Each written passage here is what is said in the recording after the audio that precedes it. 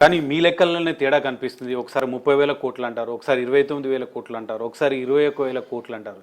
ఏంటి ఈ లెక్కలలో ఎందుకు డిఫరెన్స్ కనబడుతుంది? రైతుల్ని మీరు మోసం చేస్తున్నారా, లేదా తప్పుడు లెక్కలు చెప్తున్నారా? లెక్కలు తప్పు కాదు. మేము బ్యాంకులను అడిగాం.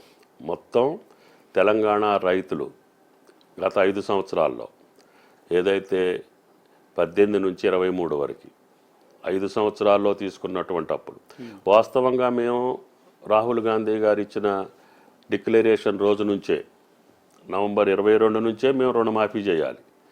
కానీ ముఖ్యమంత్రి గారి పెద్ద మనసుతోటి గత ప్రభుత్వం చేయలేదు కాబట్టి 5 సంవత్సరాల ఆళ్ల పరిపాలనలో చేసిన మొత్తం అప్పులు తీసుకుందాం. మనం ప్రమాణ స్వీకారం చేసిన రోజు వరకు 5 సంవత్సరాల క్రితం ఉన్న అప్పులన్నీ జమ చేసి ఎంత ఉన్నాయో చెప్పండి అన్నారు. మేము బ్యాంకులను అడిగాం.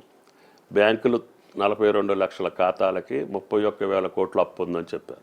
అంటే 2 లక్షల పైన ఉన్నటువంటివి కూడా కలిపి 2 లక్షల వరకు ఉన్నాయి మాత్రం 21,000 కోట్లు. దాని వరకు ప్రభుత్వ నిర్ణయం ప్రకారంగా, కేబినెట్ నిర్ణయం ప్రకారంగా మొదటి సంవత్సర కాలంలోనే తీర్చాలనే పట్టుదలతోటి రైతాంగాన్ని మనం ఆదుకోవాలనే ఆలోచనతో చేసినటువంటి ప్రక్రియ తప్ప ఇందుట్లో